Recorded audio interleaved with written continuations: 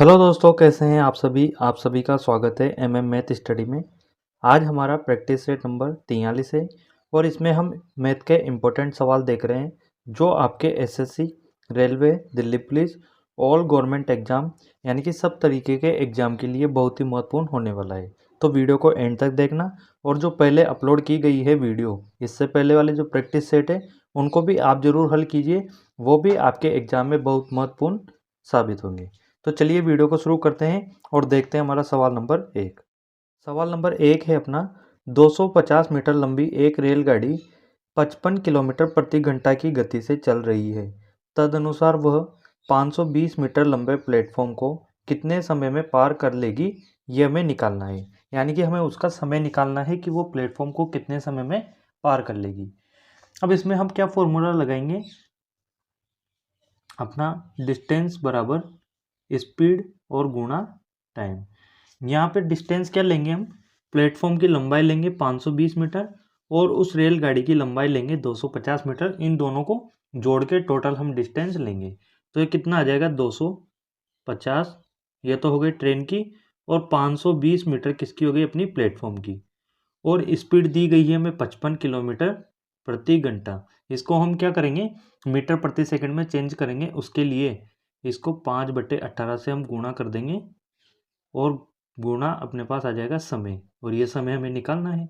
ये कितनी हो जाएगी डिस्टेंस, 770 मीटर, और ये आ जाएगी अपने पास 55 गुणा 5/18 गुणा टी।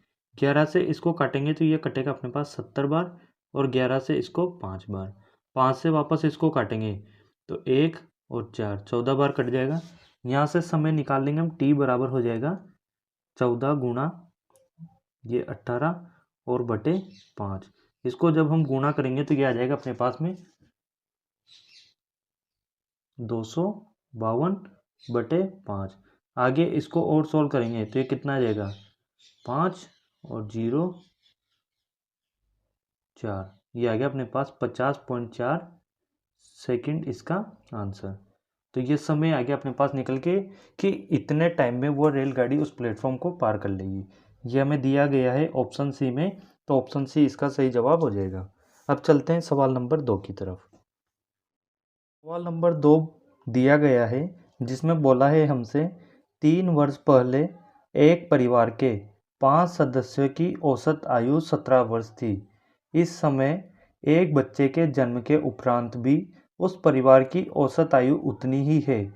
तदनुसार उस बच्चे की आयु कितनी है, यह हमें निकालना है।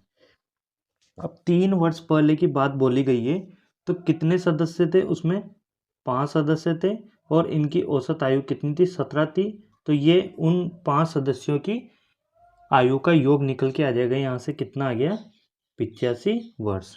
अब 3 वर्ष बोले गई है, और अभी हम अगर वर्तमान में देखें तो एक सदस्य की 3 वर्ष बढ़ेगी, क्योंकि 3 वर्ष पहले की बोली गई है, और 3 वर्ष बाद यानी कि वर्तमान में देखें तो एक सदस्य की 3 वर्ष बढ़ेगी, और 5 सदस्यों की कितनी बढ़ जाएगी, 5 गुणा 3 बराबर 15 वर्ष। तो हम क्या करेंगे, 15 वर्ष इसमें ऐड कर देंगे तो अपने पास क्या आ गया, 100 वर्ष निकल के आ गया। ये किसका, उन 5 सदस्यों की आयु का योग आ गया। अब इस बीच में क्या हुआ कि एक बच्चे का जन्म हुआ, और उस परिवार की औसत आयु कितनी, उतनी ही है जितनी पहले थी। तो अब सदस्य कितने हो गए, 6 सदस्य हो गए, एक वो बच्चा भी हो गया, और इनकी औसत आयु में कोई चेंज नहीं हुआ। जो 17 पहले था वो भी वही अभी है। तो ये कितना आ जाएगा, 102 वर्ष। अब हम देख रहे हैं कि यहाँ पे 100 वर्ष था और यहाँ पे 102 वर्ष आ रहा है। तो ये 102 और ये 100 है। इसमें जो 2 वर्ष का अंतर आया है, ये 2 वर्ष का अंतर किस लिए आया है, क्योंकि वो जो बच्चा जिसका जन्म हुआ था वो अब 2 वर्ष का हो गया है। तो हमें उस बच्चे की आयु निकालनी थी, और वो कितनी आ रही है, 2 वर्ष। तो ये हो गया अपना ऑप्शन बी, 2 वर्ष इसका सही जवाब। अब चलते हैं सवाल नंबर 3 की तरफ। सवाल नंबर 3 में क्या बोला गया है, त्रिभुज के 3 कोणों का अनुपात 7:13:16 है।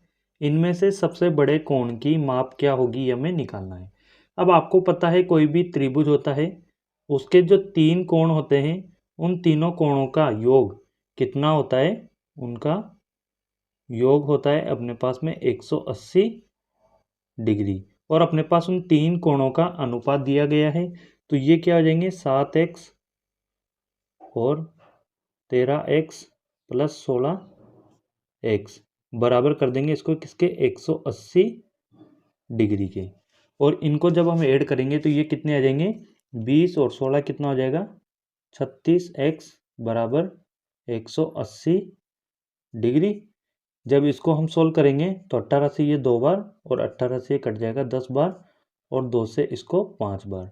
x का मान यहाँ से अपने पास कितना आ गया 5 डिग्री। और हमसे क्या पूछा गया है सबसे बड़े कोण की माप क्या होगी, तो सबसे बड़ा यहाँ पर अनुपात किसका है 16 का है, तो 16x का मान कितना हो जाएगा, ये हो जाएगा 16 गुणा 5 बराबर 80 डिग्री। यानी कि उसके एक जो सबसे बड़ा कोण है उसका मान आ गया 80 डिग्री। और ये दे रखा है ऑप्शन सी में, तो ऑप्शन सी इसका सही जवाब हो जाएगा। अब अगला सवाल देखते हैं, सवाल नंबर 4। सवाल नंबर 4 है, एक कमरा 40 मीटर लंबा तथा 15 मीटर चौड़ा है। इसके फर्श पर 0.6 गुणा 0.5 मीटर के पत्थरों को लगाना है, तो इसमें कितने पत्थर लगेंगे। अब हमें कोई कमरा दिया गया है, मान लेते हैं ये वो कमरा है और इसकी लंबाई कितनी दी गई है 40 मीटर है। ये इसकी लंबाई हो गई कितनी 40 मीटर और इसकी चौड़ाई दी गई है कितनी 15 मीटर, ये इसकी चौड़ाई होगी। अब इसमें हमें क्या है इसका जो फर्श है उस पर पत्थर लगाने इस तरीके से, इनको अच्छे से जमा के इनमें पत्थर लगाने हमें। और पत्थर का जो माप है हमें दिया गया है 0.6 गुणा 0.5, इसकी लंबाई और चौड़ाई हो गई। तो कितने पत्थर लगेंगे ये हम कैसे निकालेंगे, जो हमें कमरा दिया गया है इस कमरा का क्षेत्रफल और इसको डिवाइड कर देंगे हम किससे, एक जो पत्थर है अपने पास में एक पत्थर के क्षेत्रफल से,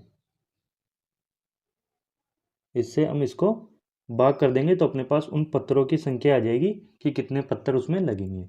कमरे का क्षेत्रफल, कमरा आयताकार है और उसका क्षेत्रफल होता है लंबाई गुणा चौड़ाई। लंबाई अपने पास कितनी है 40, चौड़ाई कितनी है 15 बटे एक पत्थर का क्षेत्रफल। तो पत्थर की लंबाई और चौड़ाई हमें ये दी गई है, इसको रख देते हैं यहाँ पे 0.6 गुणा 0.5। पॉइंट यहाँ से हटाएंगे हम दोनों तो ऊपर कितना आ जाएगा 100 और 5 से इस 15 को काटेंगे 3 बार, 3 से 6 को काटेंगे 2 बार और 2 से 40 को काट देंगे 20 बार। तो अपने पास उन पत्थरों की संख्या निकल के आ गई कितनी 2000 संख्या आ गई। यानी कि 2000 पत्थर जो है उस आयताकार जो कमरा है उसके फर्श पर लगेंगे। ऑप्शन बी इसका सही जवाब हो जाएगा। अब देखते हैं अगला सवाल, सवाल नंबर 5। सवाल नंबर 5 है, 60 किलोमीटर प्रति घंटे की चाल से चलती हुई एक बस एक निश्चित दूरी कितने समय में तय करेगी, जब उतनी ही दूरी वह 45 किलोमीटर प्रति घंटे की चाल से 12 घंटे में तय कर सकती है। तो हमें निकालना है कि 60 किलोमीटर घंटे की चाल से वह उस दूरी को कितने समय में पार करेगी। कौन सी दूरी, वह दूरी हम निकालते हैं डिस्टेंस बराबर स्पीड गुणा टाइम। और दूरी हमें निकालनी है, पहले हमें यह दिया गया है 45 किलोमीटर प्रति घंटे की चाल से, तो 45 कितने समय में 12 घंटे में तय करती है। यहाँ से अपने पास क्या है उसकी दूरी निकल के आ जाएगी, तो ये कितनी आ गई 5 बार 60, 6 हासिल चले जाएगा और ये हो गया 54, यानी कि 540 किलोमीटर अपने पास वो दूरी निकल के आ गई। अब यही दूरी बोला है ना एक निश्चित दूरी, यानी कि वो जो दूरी हमने निकालनी है उसी को 60 किलोमीटर प्रति घंटे की चाल से उसको तय करना है और इसमें कितना समय निकलेगा ये हमें निकालना है। तो समय निकालना है, ये क्या हो जाएगा दूरी और बटे कर देंगे हम उसकी स्पीड से। दूरी कितनी है अपने पास 540 किलोमीटर और स्पीड कितनी दी गई है 60 किलोमीटर प्रति घंटा। इसको इससे काटेंगे और 6 से इसको काटेंगे तो 9 घंटे अपने पास निकल के आ गया। 9 घंटे में वो उस दूरी को तय कर लेगी। तो ऑप्शन डी इसका सही जवाब हो जाएगा 9 घंटे। अब चलते हैं अगले सवाल की तरफ। सवाल नंबर 6। सवाल नंबर 6 है अपने पास, एक दुकानदार अपने सामान पर क्रय मूल्य से 20% अधिक अंकित करता है तथा अंकित मूल्य पर 10% की छूट देता है। उसका लाभ प्रतिशत क्या होगा, ये हमें निकालना है। अब कोई दुकानदार है, वो क्या करता है कि कोई वस्तु है वो 100 रुपये पर लेके आया है और उसने उस पर अपना अंकित मूल्य लिख दिया, और वो अंकित मूल्य उसने कितना अंकित किया, इस क्रय मूल्य से 20% अधिक। तो 100 से 20% अधिक कितना हो जाएगा, 120। और फिर वो क्या करता है, कोई ग्राहक उसके पास उस वस्तु को लेने आता है तो बोलता है कि अंकित मूल्य पर 10% की छूट हम आपको देंगे। यानी कि वो उसका सेलिंग प्राइस हो जाएगा कितना, 120 रुपये है। इस पर 10% की छूट दे रहा है, यानी कि उसको 90% पर बेच रहा है। तो इसका 90% क्या हो जाएगा, 0 से 0 काट देंगे और ये हो जाएंगे 108, यानी कि 108 रुपये पर वो उसको बेच देता है। तो यहाँ से हम देख रहे हैं कि उस दुकानदार का लाभ प्रतिशत कितना हो रहा है। क्रय मूल्य तो उसका 100 था, 120 उसने अंकित किया और उस पर 10% की छूट देके उसको 108 पर बेच दिया। तो हम देख रहे हैं कि यहाँ से सीधा सीधा 8% का उसको प्रॉफिट हो रहा है, उस पर लाभ हो रहा है। तो 8% इसका सही जवाब आ जाएगा, ऑप्शन ए। अब अगला सवाल देखते हैं, सवाल नंबर 7।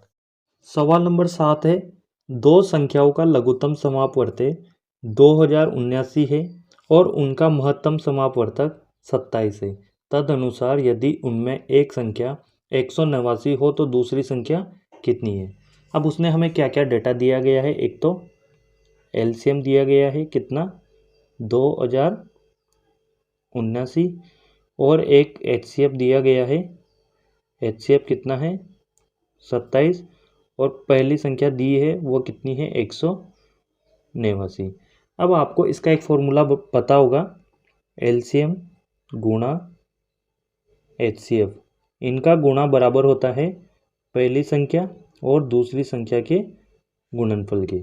एलसीएम अपने पास है 2079, एचसीएफ है 27, बराबर पहली संख्या अपने पास में 189 और दूसरी संख्या हमें निकालनी है। इसको सोल्व कर लेंगे तो अपने पास दूसरी संख्या निकल के आ जाएगी। 9 से काटेंगे 3 बार, 9 से ये 2 और 1 21 बार, 3 से वापस इसको काट देंगे 7 बार, और 7 से इसको काटेंगे तो अपने पास आ गया 2, 9 और 7, 297। यानी कि दूसरी संख्या निकल के आ गई अपने पास कितनी, 297। ये अपने पास दूसरी संख्या निकल के आ गई, ऑप्शन सी इसका सही जवाब हो जाएगा। अब अगला सवाल देखते हैं, सवाल नंबर 8। नंबर 8 है, 3 कक्षाओं के विद्यार्थियों की संख्याओं का अनुपात 2:3:5 है। यदि प्रत्येक कक्षा में 20 विद्यार्थी बढ़ा दिए जाएं तो यह अनुपात 4:5:7 हो जाता है। बढ़ोतरी से पहले विद्यार्थियों की कुल संख्या क्या थी, यह हमें निकालना है। अब 3 कक्षाएं हैं, कौन कौन सी, ए, बी और सी। इनमें पहले विद्यार्थियों का अनुपात कितना था, 2:3:5, और क्या किया कि सभी कक्षाओं में 20 विद्यार्थी बढ़ा दिए, ये प्लस 20 हमने इनमें कर दिया। और इसके बाद क्या होता है कि इनका अनुपात 4:5:7 हो जाता है। अब यहाँ पे हम देख रहे हैं कि सभी में अनुपात कितना हो रहा है, +2, इसमें भी कितना हो रहा है +2, और इसमें भी कितना हो रहा है +2। तो ये जो +2 की बढ़ोतरी हुई है, ये जो दो रेशो का मान बढ़ा है, ये किस वजह से बढ़ा है, प्रत्येक कक्षा में 20 विद्यार्थी हमने उनमें बढ़ाए हैं, इसकी वजह से इन अनुपात में 2-2 का बढ़ोतरी हुई है। तो ये दो रेशो का मान जो बढ़ा है ये बराबर हो जाएगा किसके, तो एक रेशो का मान अपने पास यहाँ से कितना आ गया, 10 आ गया। और हमसे क्या बोला गया है कि बढ़ोतरी से पहले विद्यार्थियों की कुल संख्या क्या थी। तो बढ़ोतरी से पहले विद्यार्थियों की संख्या हम यहाँ से इनका अनुपात देख रहे हैं कितना है, 2:3:5, और इनका योग कितना हो जाएगा 10 और एक रेशो का मान अपने पास कितना है 10 है, तो 10 रेशो का मान कितना हो जाएगा 10 गुणा 10। तो विद्यार्थियों की संख्या निकल के आ गई अपने पास कितनी, 100। और ये है अपने पास ऑप्शन सी इसका सही जवाब, 100 विद्यार्थी, बढ़ोतरी से पहले उसमें 100 विद्यार्थी थे। अब चलते हैं अपने अगले सवाल, सवाल नंबर 9 की तरफ। सवाल नंबर 9 है अपने पास, ए का वेतन 10% बढ़ाया गया और फिर 10% घटाया गया, ए के वेतन में परिवर्तन कितना हुआ ये हमें निकालना है। ए क्या है, किसी कंपनी में काम करता था, उसके बॉस ने क्या किया कि उसके काम से खुश होकर उसका वेतन 10% बढ़ा दिया। तो जो ए था इसका वेतन पहले कितना था, 100 था, बाद में इसके वेतन में 10% की वृद्धि की गई और ये कितना हो गया, 110 उसका वेतन हो गया। बाद में इसने सोचा कि अपना वेतन अच्छा बढ़ गया, अब अपन को क्या है, काम करने की ज़रूरत नहीं है, 10 रुपये बढ़ गए, मज़े हैं अपने, और काम में थोड़ा ये आलसीपन करने लग गया। बाद में इसके बॉस ने देखा कि यार ये तो काम में आलस कर रहा है, तो वापस से क्या किया, इसका जो वेतन बढ़ाया था उसमें 10% की कमी कर दी। तो 110 जो था इसमें 10% की कमी करेंगे तो इसका हम 90% निकाल लेंगे और ये क्या आ जाएगा अपने पास में, 99 आ जाएगा। तो इसका वेतन कितना कर दिया, 99। अब पहले इसका वेतन कितना था, 100 था, और अब कितना हो गया, 99। तो यहाँ पे हम देख रहे हैं कि इसके वेतन में परिवर्तन कितना हो रहा है, पहले 100 और अब 99, 1% की जो है इसके वेतन में कमी यहाँ से हो रही है और ये हमें निकालना था। तो ये आ गया अपने पास ऑप्शन बी, 1% की कमी इसके वेतन में हो जाएगी। अब अपना आखिरी सवाल देखते हैं, सवाल नंबर 10। सवाल नंबर 10 है अपने पास, एक समचतुर्भुज के विकर्णों की लंबाई 24 मीटर और 10 मीटर है, समचतुर्भुज का परिमाप क्या होगा। अपने को क्या है, एक समचतुर्भुज दिया गया है, ये अपने पास समचतुर्भुज है और इसके विकर्ण की लंबाई है, ये जो विकर्ण है इसकी 24 मीटर और इस वाले विकर्ण की कितनी है, 10 मीटर है। हमें इसका परिमाप निकालना है। तो आपको पता होगा कि इसके जो विकर्ण होते हैं वो परस्पर लंबवत काटते हैं और 90 डिग्री के कोण पर काटते हैं। तो ये इसको बराबर भागों में बांटेंगे तो कितना हो जाएगा, ये 12 मीटर हो गया और ये भी कितना, 12 मीटर हो जाएगा, ये 5 मीटर और ये भी 5 मीटर हो जाएगा। अब ये 90 डिग्री पे काट रहा है तो ये कोण कितना है, 90 डिग्री है और 90 डिग्री की सामने की जो भुजा होती है ये वाली, ये क्या हो जाएगी, इसकी कर्ण हो जाएगी। एक भुजा 5 है, दूसरी 12 है, कर्ण कितना हो जाएगा, 13। ये पाइथागोरस प्रमेय से आपको अगर इसका ट्रिपलेट याद है तो डायरेक्ट आप इसको निकाल सकते हैं। अगर याद नहीं है तो आप इसको लिख लेते हैं, जैसे ये P, ये Q, ये R और ये S है और ये क्या मान लेते हैं हम, इसका O बिंदु मान लेते हैं। तो यहाँ से ये अपने पास एक ट्राइंगल ले लिया अपन ने और इसकी भुजा कैसे निकालेंगे, कर्ण का स्क्वायर। तो कर्ण कितना है इसका, PQ है, उसको हम x मान लेते हैं। ये वाला जो P और Q है इसको हम x मान लेते हैं, x का स्क्वायर बराबर ये वाली भुजा P और O, ये कितनी है अपने पास, 12। तो इसका स्क्वायर बराबर Q और O, ये वाली ये कितनी है, 5, इस 5 का स्क्वायर, एक्स स्क्वायर बराबर ये हो जाएगा 144 और ये हो जाएगा 25, एक्स स्क्वायर बराबर ये कितना आ गया, 169 और ये क्या होता है, 13 का स्क्वायर। तो एक्स का मान यहाँ से कितना आ गया अपने पास, 13 और ये एक्स हमने क्या मानी थी, उसकी भुजा मानी थी। अब हमें उसका समचतुर्भुज का परिमाप निकालना है। तो परिमाप क्या होता है इसका, इसका परिमाप होता है अपने पास 4 गुना उसकी भुजा, मान रख देंगे इसमें 4 गुना भुजा, अभी अपन ने किसने निकाली उसकी, 13 मीटर, ये हो गया अपने पास 52 मीटर, उसका परिमाप निकल के आ गया। तो ऑप्शन बी इसका सही जवाब हो जाएगा, 52 मीटर। तो ये थे आपके 10 सवाल।